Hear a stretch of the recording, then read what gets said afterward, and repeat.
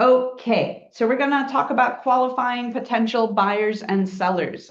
I love this. This is where we get to stay curious, we get to meet people, we get to find out what's important to them, and let's get going. All right, and as always, we've talked about the TCPA guidelines, just following that, the do not call registry. We certainly want to make sure that we're mindful. That way we're not put in jail. No, we're not put in jail. We're not fined.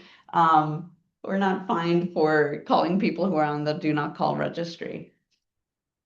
Okay, we will keep going. We've talked about like negotiating commissions. Remember, commissions are negotiable. There is no standard. Fair housing, we definitely want to be very mindful of our marketing, that it is all inclusive, and it's not discriminatory. And if you need guidance on how to brush up on that, let's have a conversation. Or you can do research through the National Association of Realtors. There's a lot of publications out there that will kind of give you some guidelines on how to market and how to make sure that it's following those fair housing guidelines. AI disclaimer, make sure that you're double checking your work, reading through it thoroughly to make sure that it's accurate, and also making sure that it's citing sources that are reliable. I think that's super important. I was actually doing a little bit of research on AI, and there's a prompt that you can use to make sure that the data that it's pulling from is like copyrighted material, which kind of helps with kind of like that factualization, right? And let me know if you have any questions on that. I'll share the article I was reading about it. Okay, so last week we talked about lead follow-up, and we're going to round this out with qualify potential buyers and sellers. All right. And so today's agenda, we're going to find the motivated. Like we've been talking about let's have a conversation with people. Let's continue connecting. And then because every person you encounter is a lead. And then we're going to classify by able, ready, and willing. That's huge. Like then we know like who's ready to go now. Are they able? Like how are they going to do it? And then are they willing? Like because some people may get really nervous about like this is a big decision. So just knowing their motivation and always coming back to that. So we'll have tools to be able to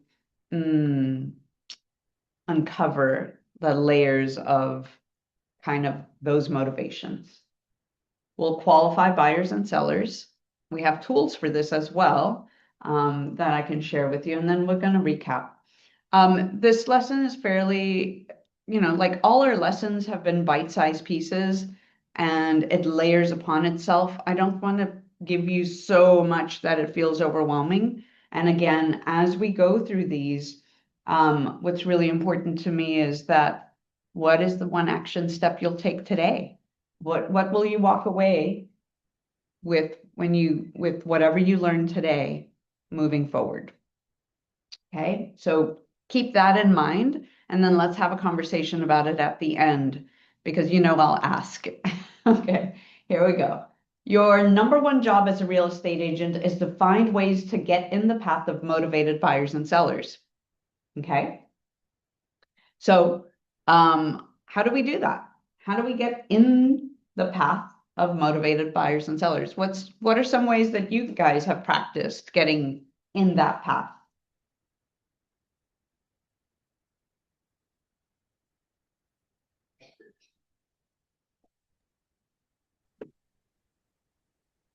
Open houses? Yeah, go ahead. I was going to say open houses and door knocking. Oh, heck yeah. That's how we get in front of them, for sure. There's other ways to get in front of them too. Jeremy, you do it quite well with social media. You just get out there and you're like, hey, I've got some information, or hey, you've captured my attention because hey sellers, were you aware? Or hey buyers, were you aware? And it's like, wow, that caught my eye. So you're getting in front of them. Um, so yeah, so lead generation and follow-up habits you've started are the first step to fulfilling your number one job. So lead generation. The second half of this quote contains a very important word, motivated. So when we follow that 80-20 principle, one of this, when we study the 6 personal perspectives, it's like basically we focus on 20% of our most motivated buyers and sellers, right? So today we're going to cover how to qualify our leads and contacts and uncover how motivated and able they're able to transact. So we're going to find the motivated. Here we go. So when we're new to something, it can be easy to get caught up in like misunderstandings, right? That blocks success. Mindset is everything. Remember when we talked about limiting beliefs? That's basically what misunderstandings are. So we need to unlimit your thinking to move forward. Oftentimes we can think, oh, but this, and all of a sudden we find ourselves in like frozen, unable to move forward. When I started in business, um, there was a lot of mindset things that I needed to work past. Some of them were like, well, I don't know enough. I need to feel confident about what I'm going to say or how I'm going to say it. I feel like I'm tripping over my words. Well, then I really had to like get out of my head and get into action. Like, what is the one actionable step I can do to move forward? Or would I feel better about it? What would make me feel better about it? And part of it was, okay, well, maybe if I script practiced or role played, it would feel easier. So that's where I put my focus into was, all right, what are the things that I needed to do to exude confidence and also be able to have those conversations so that it felt natural and also I knew what to say. So at least that was for me. What are some, I'd like, this is like a very vulnerable ask, but what are some misunderstandings that you think you have currently? Like, what are some mental blocks or mm, belief systems that might be getting in your way right now? What's getting in the way of your success, or what do you believe may get in the way of your success? Because remember, we're going to break through these blocks in order to help you succeed. You're capable of everything. I think for me, I know like answers are coming, but just being able to work through all the paperwork and just the process with everything. But I'm Mhm. learning as I go, but that's definitely something that I feel like kind of stunts me at each step of the way. Yeah, absolutely. And that paperwork can feel like, oh my gosh, intimidating. Like, how am I going to explain this to someone? And and my advice to you is like read it inside and out, left and right, up and down, backwards and forwards. Highlight it. Highlight areas that you're like, I'm not sure what this means. Especially that way you have answers. Like if you're reading the purchase and sales agreement, especially with working with buyers, then they know what to expect. And then also knowing how to explain it. I have a video for that. Um, how do we explain a purchase and sales agreement? How do we explain, certain documents? And I've demonstrated it. And then there's like a Cliff Notes version of it, like where we can shorten that up. But the best advice I can offer is when it's as simple as that. It's not simple, but you're just learning. So my advice is to just practice even presenting it to your husband, practice presenting it to me, or if you have an accountability partner, practice presenting to them. And yeah, so with anything, guys, anything that you have, um, that mental block around, even if it's not a block, but it's just like, I'm learning and I know it's coming and this is new. This is a new muscle you're exercising, your real estate muscle. So you're doing great. And just be a student of the craft because I still am. After 11 years, I still have to stay curious and learn. There's still things I'm learning, even from the purchase and sales agreement, that's like, oh my gosh, wow, now this comes into play. And that's the beauty of every transaction. You're going to learn something new. Wonderful. Thank you for sharing. I really appreciate that. Okay, so okay, let me ask this. So what myths do you hold about finding buyers and sellers? What are some beliefs that you guys currently hold about finding buyers and sellers? With door knocking, it's definitely kind of when I start, usually I have that feeling that nobody wants to talk to me or, you know, wants me to come up to their doorstep, which there are a few, but more people are chattier than, you know, Yeah, I realize. yeah, that's a good one. Thank you for sharing. That's well, that was one of mine too, for sure. But it's nice when you get out there and you're like, wow, if I can count how many people actually were receptive versus not, makes a difference. Okay, yeah, excellent. Okay, so here we go. So the National Association of Realtors collects data every year on buyers and sellers on their experience, right?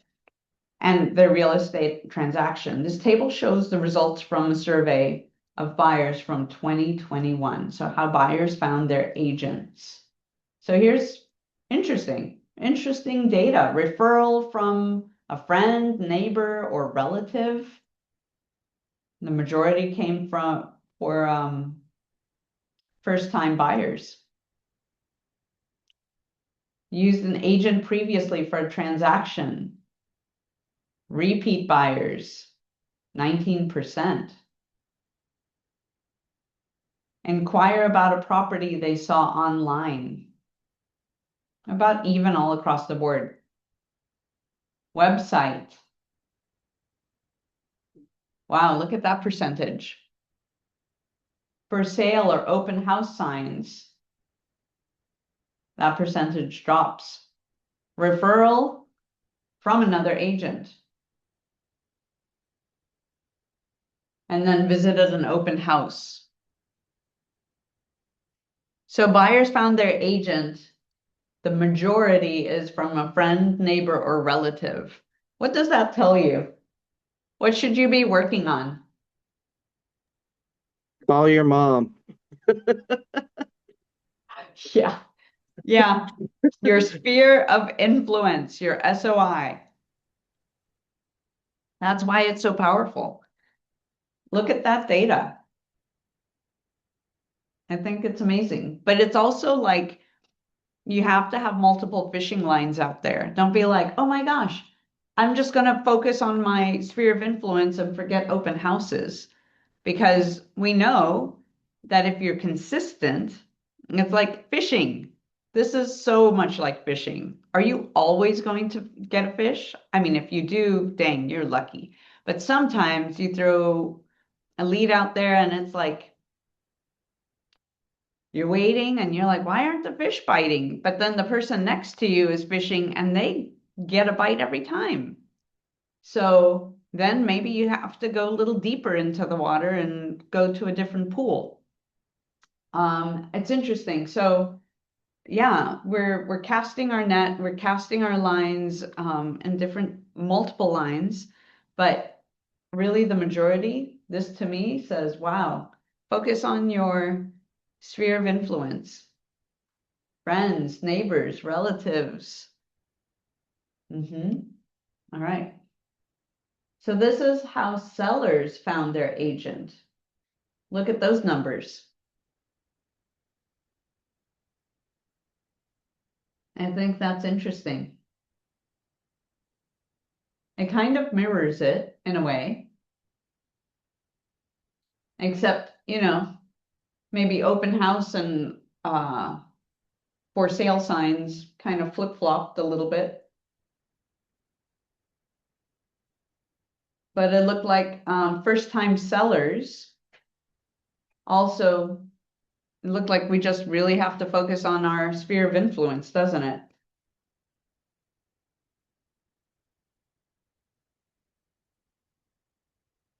It's awesome. And then, like here, the majority are using their previous agent. So how important do you think it is to maintain a relationship with your clients after you've closed on a transaction? Really important. If we were to go back to buyers used an agent previously for a transaction, 19% repeat, right? I think it's just really important that you stay in contact with your database. Okay.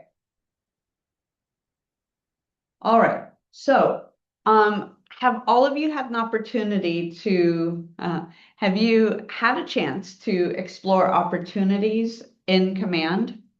If you have like assigned AREC, an Alaska Real Estate Commission consumer disclosure, that is a document that's required by law.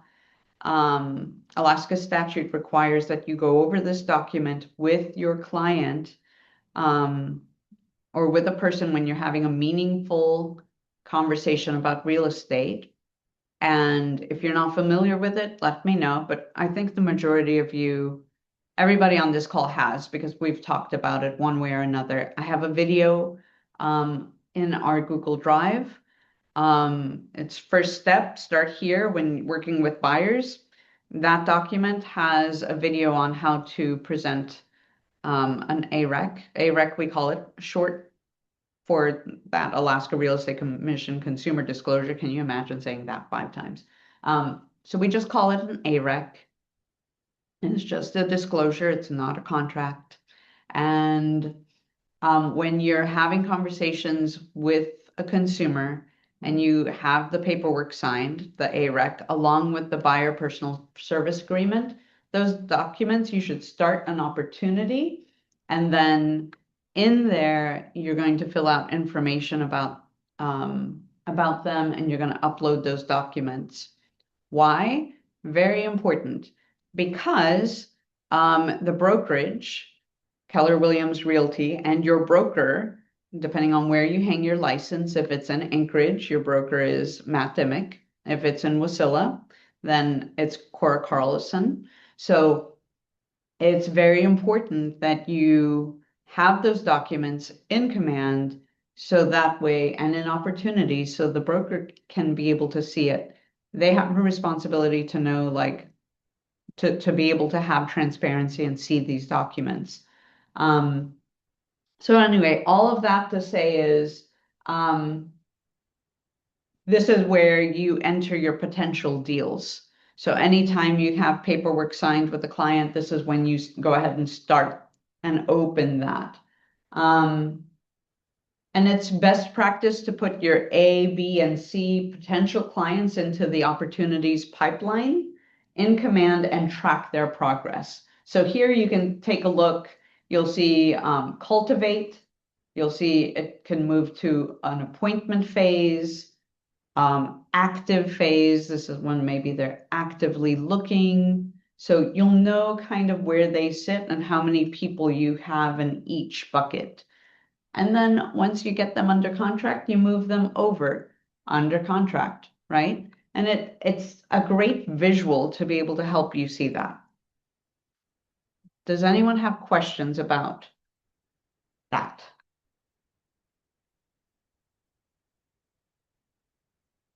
And then opportunities even help to project like potential or possible total income in your sales pipeline. So you can see like volume or average time. And so it's a really nice tracking tool. And then I'd like, if you haven't, then I would suggest that you kind of explore that. If when you get into Command, you're also creating opportunities under the Pro Coach B account. So you're entering, and let me back up. When you're entering your contacts, you may have to enter your contacts in twice. You'll see tabs at the top. If you look at the top of the screen, you see the A team versus Jessica Campbell. Let's say you are Jessica Campbell. Your name would go here. Your contacts, that's where you would put all of their information, like their house anniversary, when is their birthday, their kids, et cetera, et cetera, et cetera, right? But when you're starting an opportunity, the opportunity should be started under the Pro Coach B account. So if you're in PC coaching, that's where it would go. And yes, you would have to re-enter the contact information for that client, but you do not have to enter all of the details. It is your lead, your contact. Does that make sense? So it doesn't belong to the Pro Coach B team. It doesn't belong to the PC coaching program, okay? What it does, it allows that contact information to go with the opportunity. So you can put bare minimum. You can put their name, their phone number, and their email address. And that's it. We'd be happy with that. That's A-okay. So, and that's just for the Pro Coach B account. I hope that makes sense. Okay, let's keep going. Any thoughts? Any questions? Any comments?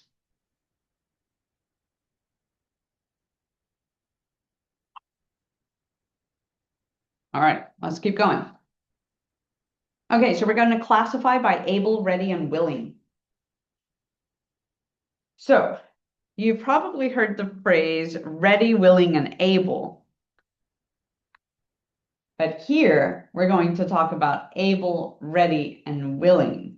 So the order's a little bit different because, and let me ask you guys this, why do you think we start with the word able?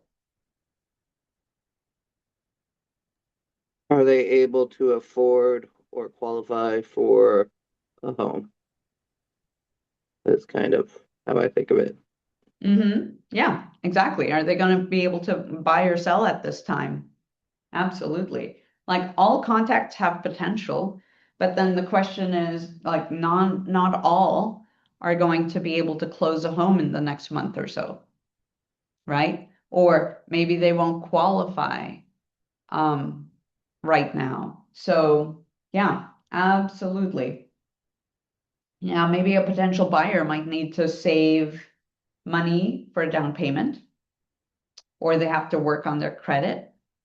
Maybe a seller might not be able to sell because they don't have the full rights to the property, or there are non-mortgage liens on the home, you know?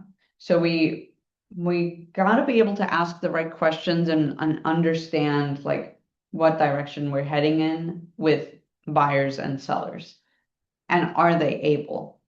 So focus becomes increasingly possible in direct proportion to how clear you are about what you want, when you want it, and what you must do to get it. Huge. So it doesn't just apply to real estate, it applies to everybody. When buyers and sellers need, when they know what they want and they want it and what they need to do to get it, then our role as agents is super clear to help them find the property they desire and close on the transaction.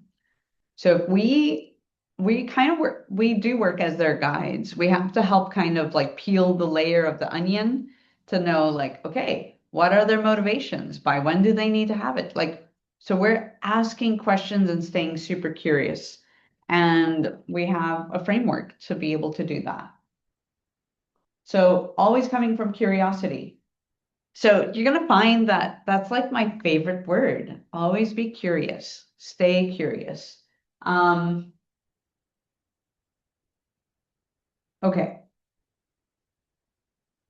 So when we're determining able, ready, and willingness of a potential client, we emphasize come from curiosity.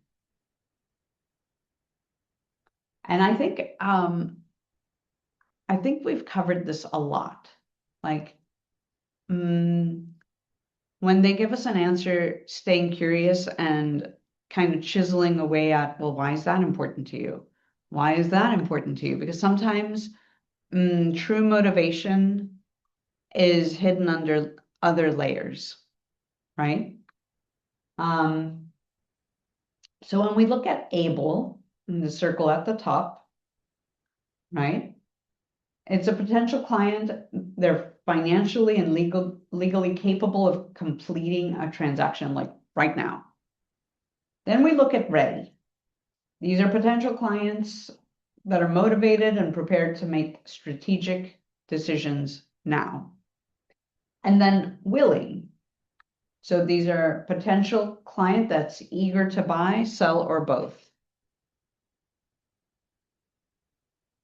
So this is like the starting framework. And here, excuse me.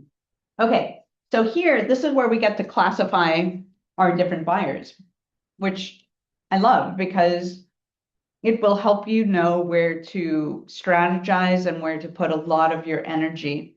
Because oftentimes we want to invest in people like, oh, this is our only lead, so we want to pour into it. But you really don't want to forget about generating leads for more A buyers, right? Or A sellers. So we're going to classify our opportunities. A buyers or sellers, they're ready, able, ready, and willing to do business in 0 to 14 days, like they are your now clients, right? Your B buyers or sellers are able, ready, and willing to do business in 15 to 60 days. Okay. And then your C buyers or sellers, maybe it'll be 61 plus days before they're ready to move forward. So as you are entering people into your command database, you really want to make sure that you also tag them and also know like by when they say they'll be ready, and give yourself reminders to follow up. If you have them in a good system, you'll be able to follow up with them and just check in. Hey, I just wanted to check in. How's life? How are things going? Or if you know that they were working on if you knew that they were working on, gosh, what am I trying to say? If they were working on building their credit, or they needed to be able to sell one property prior to, or they needed to lease one property, or whatever they needed to work on. Super important that you make notes in command so you're aware, and then you also set reminders so that you can communicate with them. So especially with those A buyers and sellers, your number one job is to set an appointment with them. We often know that, okay, when we find out someone's motivation, I don't want you guys to get in the habit of just handing out business cards. I want you to be proactive in maintaining that relationship and having a bit of control, and ask for their contact information so that way, and permission to communicate with them, obviously. And the goal is to get them in for an appointment. I will say, I want you to use your gut instinct. Use your emotional intelligence to know, like, are they ready? Like, are they pulling away? Do they feel hesitant, or are they leaning in? And then also with how you're presenting your material. And we'll be covering buyers' presentations this week. We had a demonstration on that this past Friday, but Certainly with the A buyers, your goal is to get, be able to build some more rapport, get them in for an appointment. Sometimes even an appointment may be over the telephone, but it really depends on their motivation. The goal here is to find a way to connect with them, ideally face to face. Even if you're just meeting them for a cup of coffee, it feels less formal than meeting at the office. I want you to just kind of like see what that feels like and play by ear. Most of the time, I'm meeting clients at the office because I have control over the environment. Um, and other times I may switch it up depending on what am I sensing from this person. That for them, it's more important to build trust and like know who I am. And I'm going to use the word cagey. Sometimes people can feel a little bit like, oh, they have this fear of commitment or being tied down by a contract. Stay like super calm and chill about it because I think it's important that we just communicate with them, find out what's important to them, and make it about them. We don't need to do all the talking. Does that make sense? Do you all have any thoughts on that?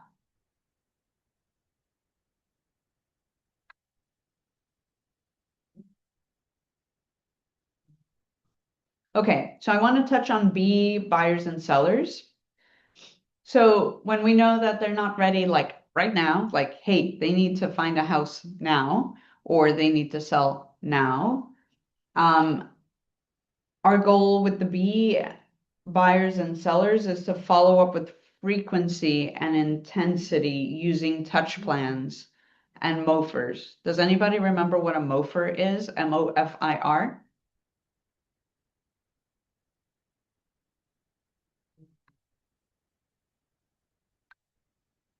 It's make offer for immediate response, right? So we want to make attractive offers that will elicit responses. And so we will maintain communication with them. This is key. We know that they're thinking about buying or selling. Do you have them on a smart plan? One that stays consistent, giving them valuable information. Maybe it's multi-tiered, multi-leveled, meaning maybe it's not just all emails. Maybe it's a periodic phone call or a text or a voice memo.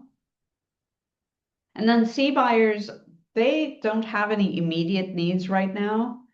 And this is longer term nurtures. So the 36 plan that we developed last week, perfect to use with C buyers and sellers.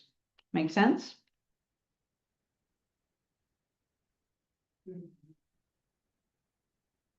All right, we'll keep going. Okay. So,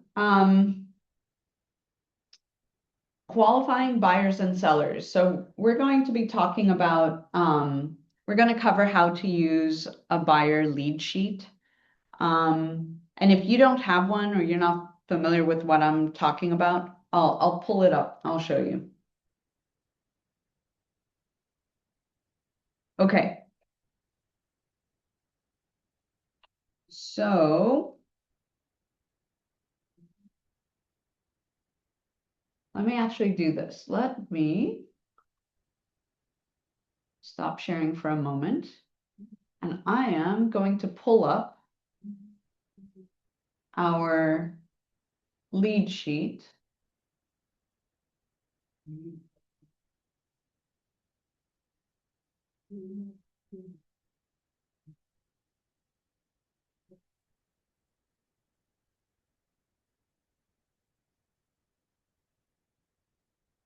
Okay.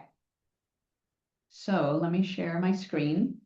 Okay, so for those of you in the PC coaching program, we have buyer lead resources, okay? And so you can click here. If you're just starting with buyers, like, oh my gosh, where do I start? You would click on this. And I have a quick sheet here. All of these are videos. These blue hyperlinks are videos. This covers the AREC and the buyer's personal service agreement video. So I suggest watching that first. Here's a video, how to find a home, assisting buyers in viewing and selecting a home.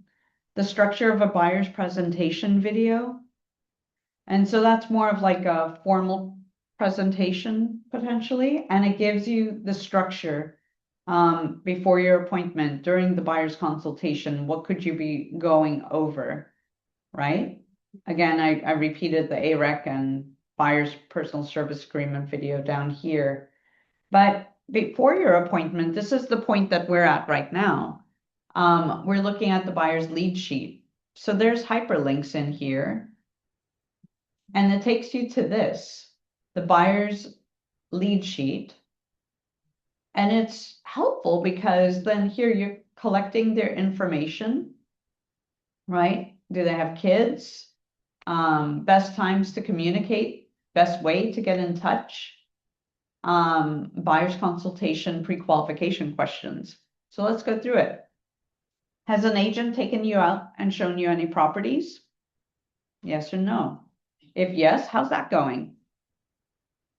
Is anyone else buying the house with you? Why do you guys think that's important? Because if somebody else is signing or being part of the decision. Yes, absolutely. Because I'll tell you why. If you start talking to Mrs. Seller or Mrs. Buyer, this is about buyers, Mrs. Buyer, but Mr. Seller's also talking to another agent, then that could be a challenge. Because then if they're not communicating or they're not on the same page with, who they're working with, we want to make sure that we're communicating with both the decision makers, all decision makers in the process.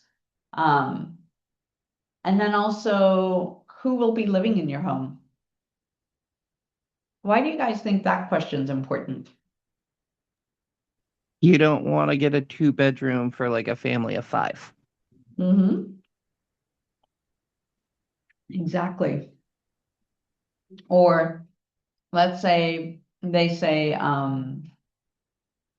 yeah, it's my whole family and my parents. Well, great. So then it might lead you to other questions, digging a little deeper, right? And then how long have you been looking for a home? It lets you know kind of like their motivation. How long have they been looking? And then we'll start to chisel away from there, but it opens conversations up, right? Have you seen anything that you like? If yes, tell me about it. This starts to give you kind of an inkling of what it is. Hey guys, by the way, this is a great role play script. So do you see how it's like sequentially asking questions? Hey, while I have you on the phone, do you mind if I ask you a few questions? Wonderful. Hey, has an agent taken you out and shown you any properties? Yes or no? Okay, great. And then if yes, how's it going? With your accountability partner, practice this script. So we'll probably be working through this today as well. So, okay, so how long have you been looking for a home? Have you seen anything you like? Tell me about it. What prevented you from purchasing it? I'm just curious. Why are you moving? Are you renting or do you own a place where you're living now? This will help uncover other things. Do you know when your lease is up? If they're renting. If they own, do you need to sell your current home before you buy your next home? Right? So then it leads to more questions. You're uncovering. This is peeling the onion. And then have you signed a listing agreement with a real estate agent to sell your home? If no, Great. When would be a good time for us to get together so I can give you a free market analysis on your home? Are you going to be paying cash or will you be getting a mortgage for the purchase of your home? Do you notice that they don't automatically assume that you'll need financing? Some people have cash. So don't just assume that, like, hey, do you need a lender? Just ask them, will they be paying cash or will they need financing? Have you already been pre-approved by a lender? If yes, who are you working with? And what's the amount you're pre-qualified for? I don't know that you need to know what their down payment will be.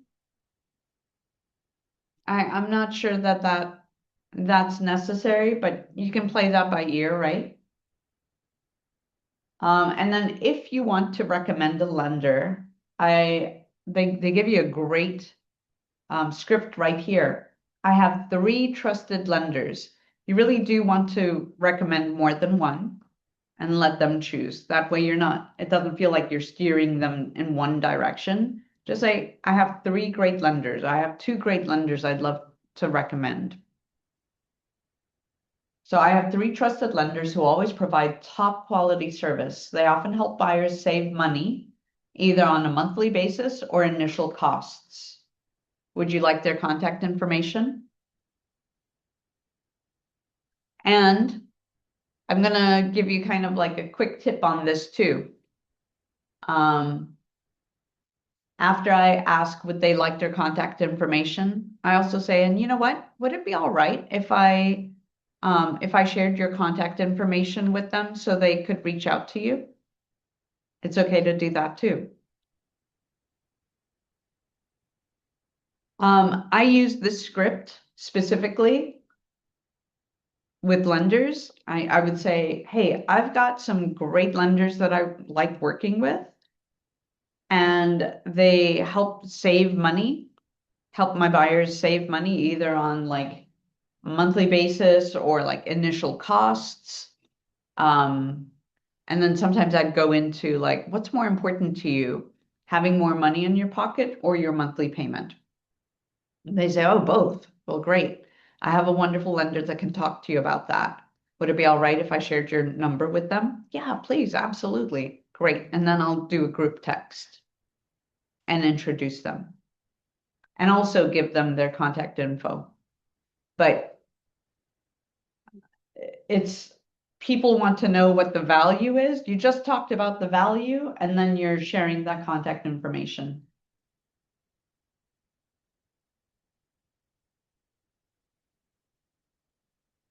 And then what price range do you feel comfortable with? Is there anyone else who will be involved in the home buying decision? And we kind of touched on that a little bit up here. Like, who else is buying the house with you? But maybe there are other decision makers. Maybe someone is doing gift funds, and they're going to be involved. I'm just going to prep you for that. Sometimes having an additional decision maker and then just being mindful of that, right? On a scale from 1 to 10, 10 meaning you must buy a home as quickly as possible. And I mean, you're not sure that you'll really buy, and 1 meaning you're not sure that you'll buy anything. How would you rate yourself? And so they'll rate themselves. And sometimes this will help with their like motivation, right? Sometimes I also will be like, okay, knowing how quickly they need to move. And then I use the verbiage like, okay, great. I only ask this because I want to make sure that I'm mirroring and matching your pace. If you're like, this is go time, we need to find a house now, then I'm going to get up and go and we're going to find things now. But on the flip side, if you're like, well, we're just looking, then okay, I may periodically keep in touch. I'm never about pressuring. you to make a decision. I just want to make sure that I'm mirroring and matching what your pace. And people really appreciate that. If you actually come out and say, look, I just want to make sure that I understand what your motivation is, right? So those are like little things that you can add in because it helps to to build trust. And then also, when do you need to be in your new home? This is helping you with timeline. I'd love to help you buy a home. In order to help you find the perfect home, all we need to do is set an appointment with all the decision makers so I can help you get what you want in the time that you want. What is a better time for us to meet? Today at 4 p.m. or tomorrow at 1? You give them a day and a time or an alternate day and a time. Okay? So you set that date with them while you're on the phone, right? And then any other information or notes, information that needs to remain confidential. And then if you notice how they're communicating with you, usually you can by their tonality. You can guess at what you think their behavioral style is based on the disc. And if you're unfamiliar with the disc, I'll make sure that I have stuff posted so you can study it a bit more. But just a reminder, those D's are like, they don't want to waste their time. And they're going to be like, want to hurry up and get off the phone. Like, get to the point and okay, great. Yep, yep, yep, yep, yep, yep. And then get things done. The I's are a bit more friendly and bubbly, and fun. And then the S's are, they'll speak slower and they're warmer and they're warmer. It's all about family. It's also about trust. They have a hard time saying no. So kind of really reading through the phone line, when you're on the phone with them, being able to just read them. The C's are going to ask a lot of questions. They're like your engineers. They are the ones who are very task oriented, like checklists and factual, and they will speak with more precision. So really knowing who you have on the other line and adjusting the way you're presenting information, the way you're communicating with each one is important.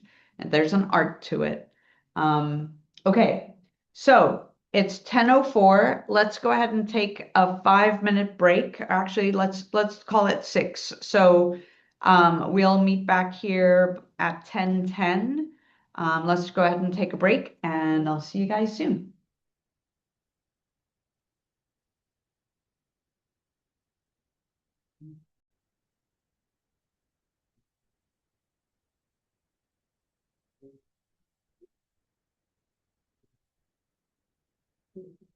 Okay, here we go.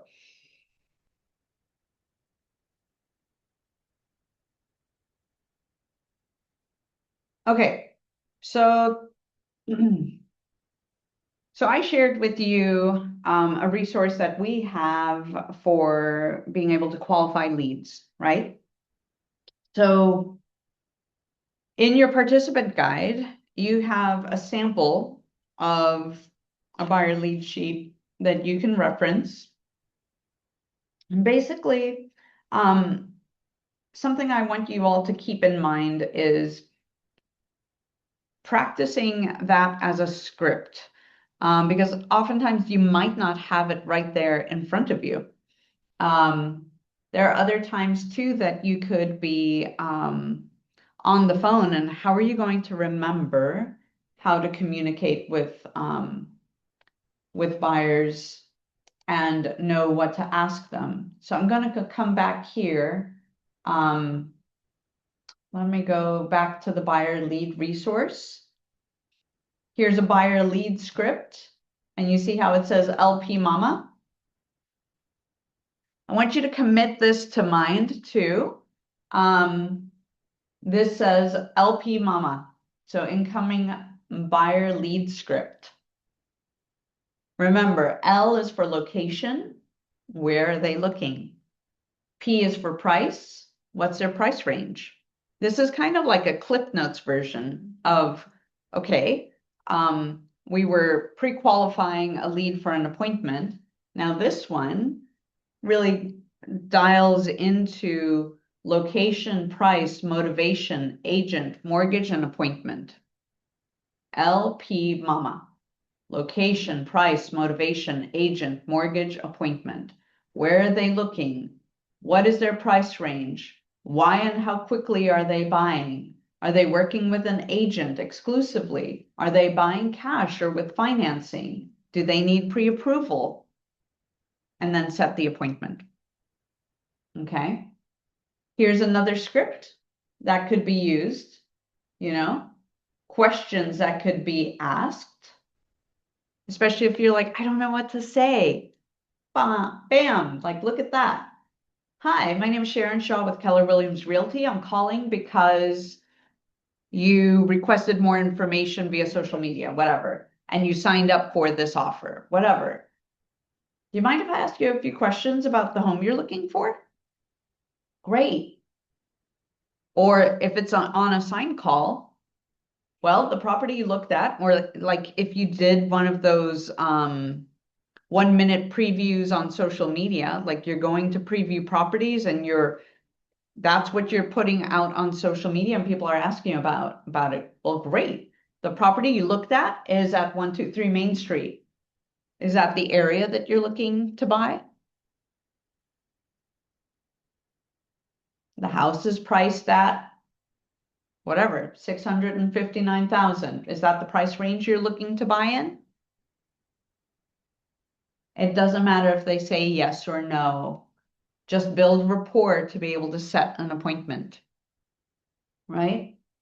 Out of curiosity, are you currently renting or do you own a home? Do you need to sell before you buy? Is your house currently on the market? So this gives you kind of like a different way of asking, but it's really the same thing.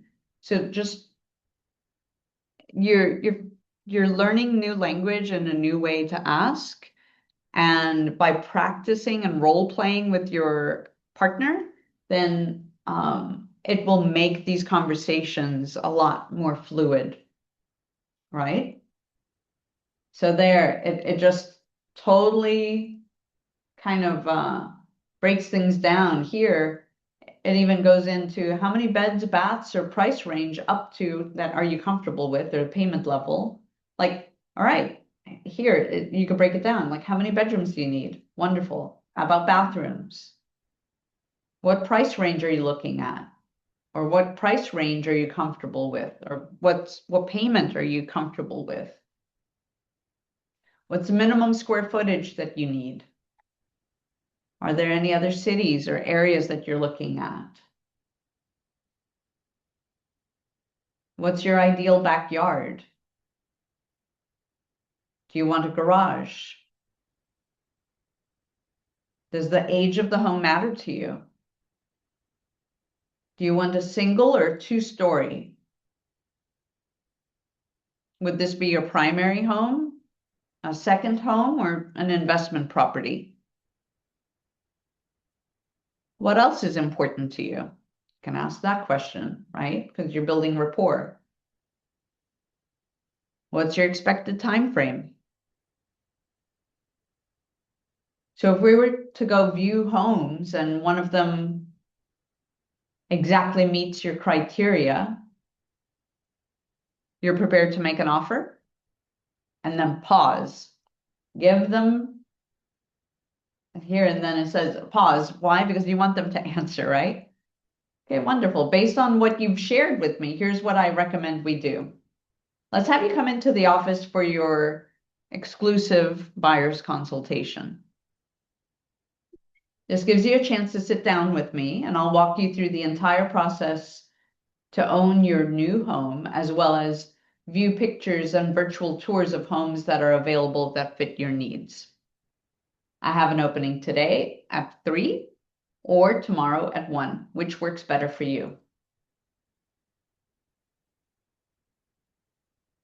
right?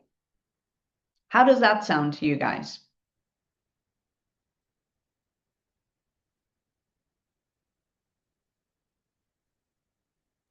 Sorry, I had trouble hitting the mute, but Yeah, no problem. no, I like it. We've gone over the script a few times, so I Yeah. definitely, yeah. And okay, so no, because Jeremy, I know when you started in the summertime, I'm like, okay, I'm going to give you the tools. You need to know how to qualify buyers. Now that you've had the ability to use this with several buyers that you've been working with, I'd like you to share your experience with others. Like, what has your experience been with this?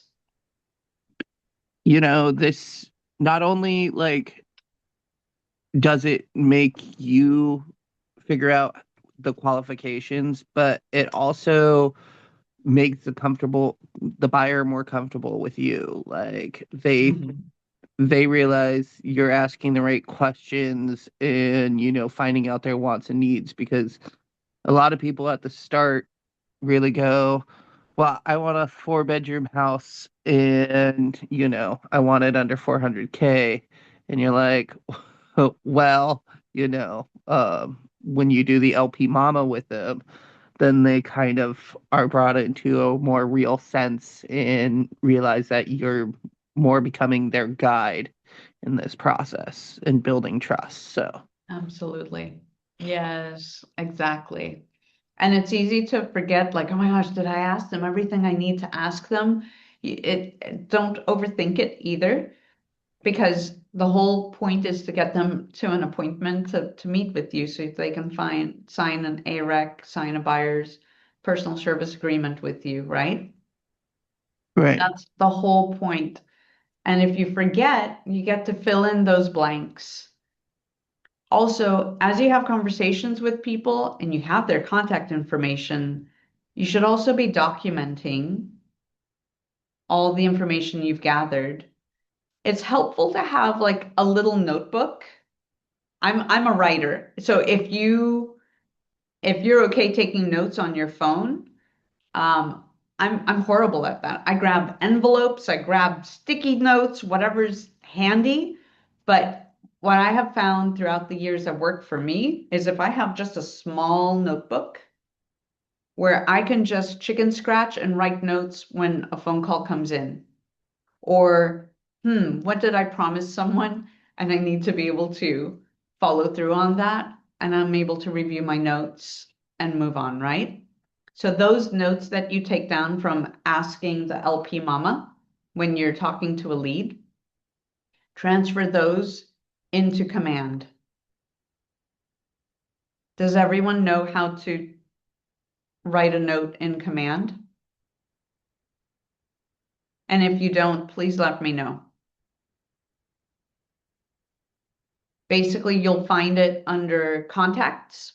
So when you enter them into command as a contact, then you will, under the notes section, you'll go ahead and enter that information.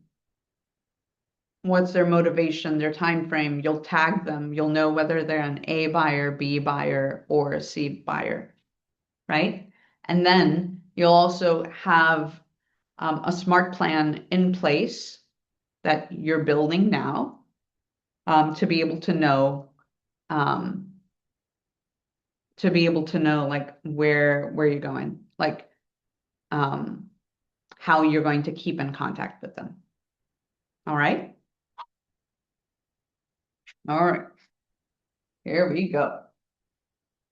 I hope this is helpful, guys, because this is definitely helping like with communication. So documenting, we talked about documenting in command. Follow a checklist. If you don't, that checklist is in your, when you're qualifying buyers, you're wanting to gather their contact information. You're wanting to make sure that you find out what their motivations are. I've given you two samples, and one of them actually, if you remember the LP Mama, and I just took it off. So someone other than Jeremy, do you guys remember what LP Mama stands for?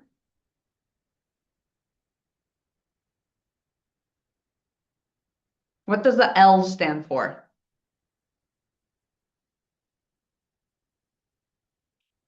Location, Excellent, thank you.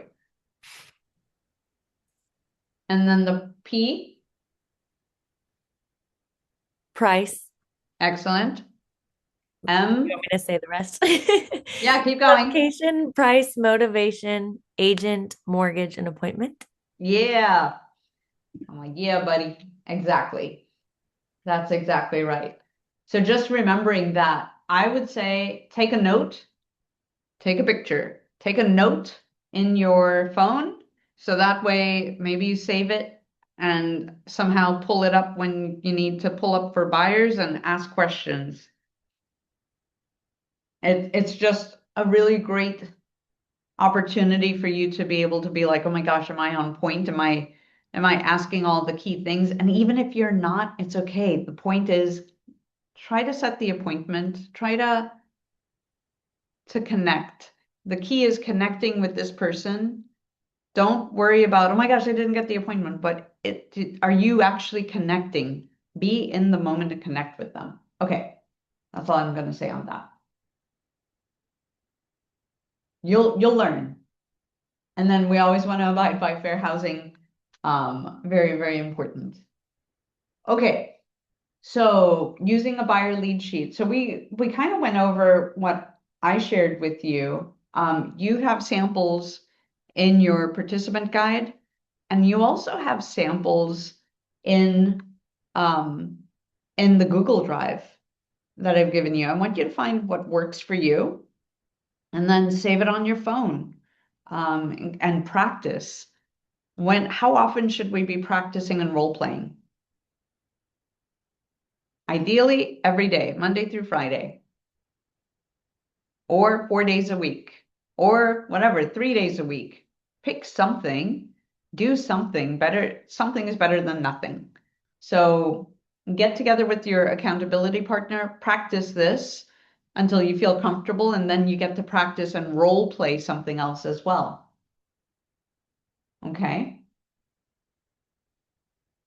Okay.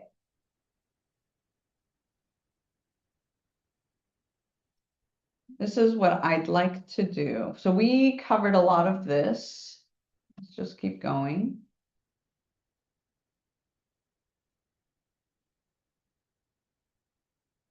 We're just going to keep going. That's what we're going to do. Mode, view, slideshow. Let's keep going. Okay, let's jump right into touch plans.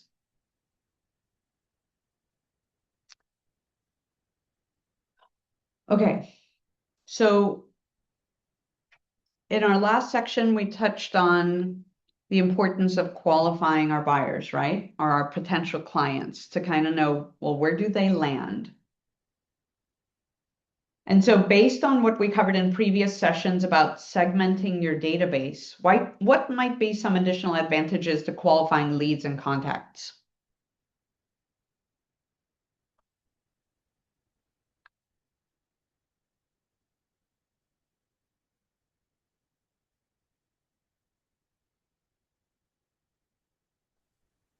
Sometimes some of them might ask, you know, how do they save for a down payment? Or they need information on how to do it, or changes in interest rates that could impact their buying power. Like each segment of buyers, whether they're A, B, or C, may have their own group of challenges. Some buyers might have been faced with a bankruptcy, and that may affect their buying ability, and they have to be on pause for an extended amount of time before they actually qualify. So developing relationships with lenders and being able to be the solution-based partner for that client is really, really important. So also, being able to communicate with buyers and finding out what their needs are, what's important to them, and really listen. Like, you have to read between the lines sometimes. For some of them, it may be really important that they live in a certain area because they want to be close to something else, right? Oftentimes it can, oftentimes it could be in relation to, mm, in relation to um, maybe schools. Maybe it can be in relation to, mm, it can be in relation to their work. They need a good commute location. Sometimes I've had clients that it was really important to them that they live in a certain neighborhood because grandma and grandpa live right down the road and they want to be able to be like within walking distance for their kids to be able to walk down to grandma and grandpa's house. So really dialing in and asking these questions, learning about what's important to them. Okay. All right. Well, let's keep going.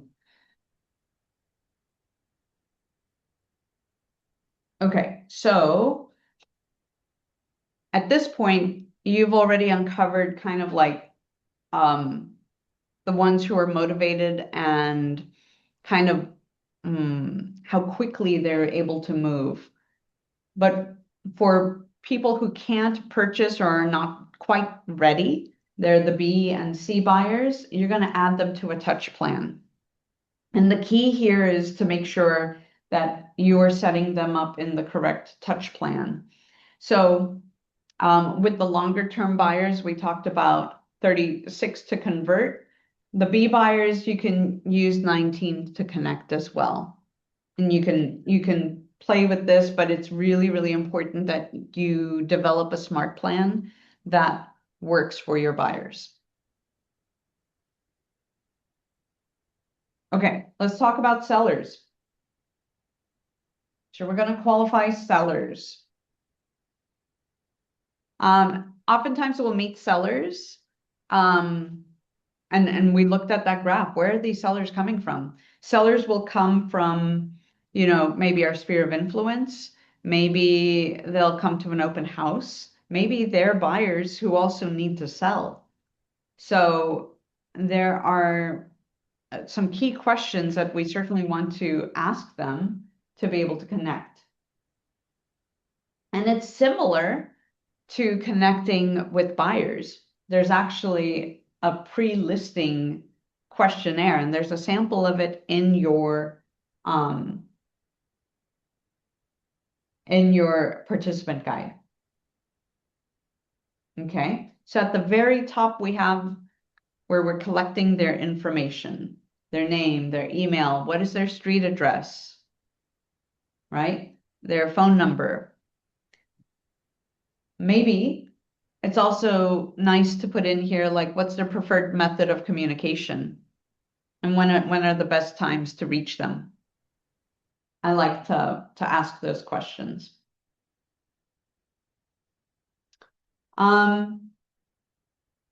Okay, so can I have a volunteer? Do you guys have your someone with their participant guide? Gosh, I can't even talk today.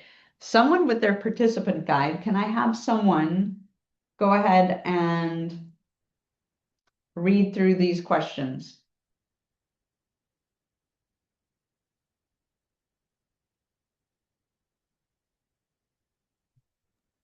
I got it. Thank you. All right. Do you have 5 minutes or so I can ask you some very important questions before I come out to meet you? How did you hear about me? Where are you moving? What's motivating you to move there? How soon do you have to be there? If we sell your home in the next 30 days, will that pose a problem for you? If yes, what would your problem be? What would happen if your home did not sell? How much do you want to list your home for? How much do you owe on the property? I'll be sending a packet of information. Will you take a few minutes to review it before we meet? Do you have any questions before we meet? Will all decision makers be there when we meet? And then just to let you know, our meeting will take place between blank and blank minutes. Okay. I look forward to meeting you on blank at blank. Great. Thank you. So with this exact framework, the conversation could also sound like this. Jeremy, would you role play with me? Yes. Okay, you're the buyer. I'll be or not the buyer. You're the seller and I am, or the potential seller, and I am the realtor. Perfect. All right. Hi, Jeremy. I'd like to take about 5 minutes of your time to ask some important questions that will help me provide you the best service. Let's start by making sure that I have the correct contact information for you. Is your phone number 907-123-4567? Yeah. Excellent. And is your email address jeremybelts@gmail.com? Yep. Great.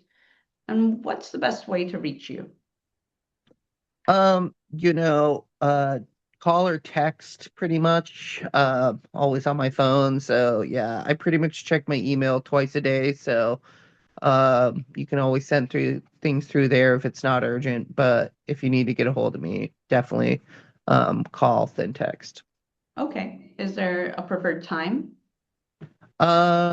Anytime of, you know, around the day, I usually kind of go to bed at 7, so, you know. Okay. Good to know. Thank you very much. Thanks for sharing that with me, Jeremy. Perfect. So what's the address of the home you're interested in selling?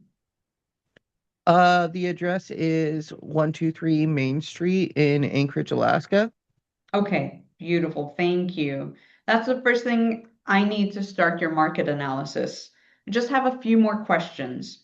Starting with, Okay. yeah, thank you. I just wanted to start with, how did you hear about me? My friend Karen told me about you and said that you were awesome, so I definitely thought I would check you out. Wonderful. Thank you very much. I really appreciate that. So may I shift the focus a bit more on you? Okay. Where are you planning to move to? Decided that we wanted to live a little bit outside the city, so we decided to move to Homer. Oh, that's exciting. Wow. Yes. Great. And what's motivating you to move now? Deciding to take over a family business and you know, the family we're taking it over from is ready to sell, so we're gonna go take it over and move down there. That's exciting stuff. Thank you for sharing that with me. Yeah. Thank you. And how soon do you need to be there? It is a summer business that opens up in April, so we want to at least move down there before then, just to get a little settled before the work starts. Excellent. Thank you for sharing those details with me. If we sell your home in the next 30 days, will that pose a challenge for you or anyone in your household? No, that would be preferred actually. Okay, wonderful. That's helpful to know. Thank you very much. And what would happen if your home did not sell?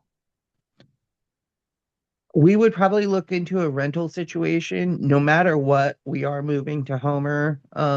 So we definitely need to at least try and sell the house. If not, we would probably try and rent it out. Okay, excellent. Thank you for helping me understand your situation. Tell me, do you have a number in mind that you'd like to list your home for? You know, I just got my property tax assessment and it says it's 500,000. Okay. All right. Thank you for sharing that. I'll certainly be able to look at the numbers and let you know what my research finds. Excellent. Thank you. Also, one more question about the home. How much do you owe on the property currently? We're about halfway through our mortgage, so we owe 250K. Okay, wonderful. Thank you for sharing that. I'll be sending you a packet of information over the next few days. Will you take a few minutes to review it before we meet? Oh, sure. Great. Also, speaking of meeting, which is better for you? For us to meet Thursday at 2 p.m. or Friday at 4 p.m.? Let's do Thursday at 2 p.m. if that's okay with you. Yes, perfect. Do you have any questions for me before we meet? Not really. Just kind of, want to figure out the best way to market this house, so it sells quickly. Excellent. Thank you. And will all the decision makers be there Thursday for our meeting? Yes, me and my partner will be at the meeting together. Excellent. Thank you. I look forward to meeting you both. And I look forward to meeting you both Thursday. And anyway, have a fantastic evening. And look, see, I'm tripping over my words all of a sudden. It happens to me too. So great. I'm looking forward to meeting with you. And thank you so much for your time. I really, really appreciate you sharing all this information with me. So I'll see you then. Awesome. Thanks, Karen. Thank you. All right. Thoughts, comments, questions? What did you guys think?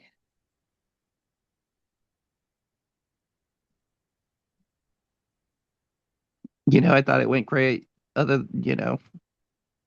Yeah, other than the little, end, it's okay. yeah, and I do that naturally, I think, that's part I, of my charm. oh my gosh, I'm like, oh, I'm so sorry. I want to say all the things, and then all of a sudden my tongue can't keep up with my thoughts. So I make a joke out of it. I laugh it off. They laugh with me, and I'm like, okay, great. It's just talking It's to like another the Po human. Buddies Nerfect.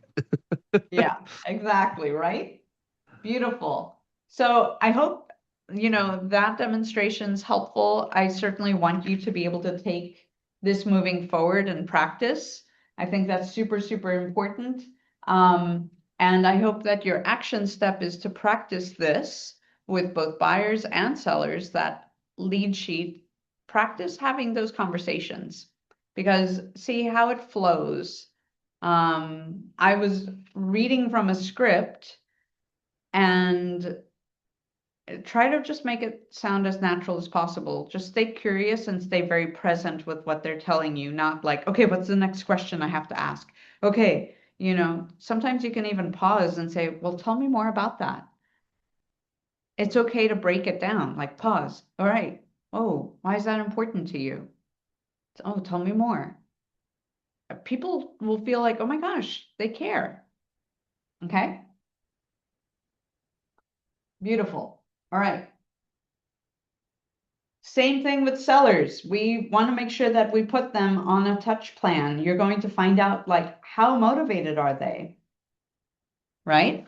For B and C potential sellers, send them market updates that keep them informed of the equity that they could leverage to purchase a new home or invest in a property, right? You can use ChatGPT or AI to be like, what are some important topics um, to communicate with sellers? And then maybe you're building your touch plan on, hey, here's information regarding the market, or hey, why is selling important now? Or, renting your home versus selling it, or concerned about contingency? Are you needing to purchase a home and sell it at the same time? Maybe have little emails put together with valuable information. How are you going to structure that? Maybe ask for like key talking points, like for instance, under your 12 touches, that monthly under the 19 to connect, maybe have it very catered to sellers. And so you're going to put together a touch plan specifically for sellers, and you're going to make sure to get that information out. Does that help? Okay.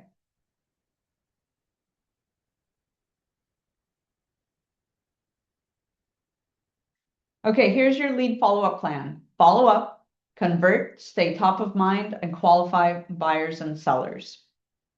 Right? So this concludes our lead follow-up. This is what we did. This past week, last week, we covered following up with leads, right? How do we convert leads? How do we stay top of mind? How are we cultivating? How are we nurturing these clients? And then how do we qualify buyers and sellers? Basically, the key is to get to the path of the appointment.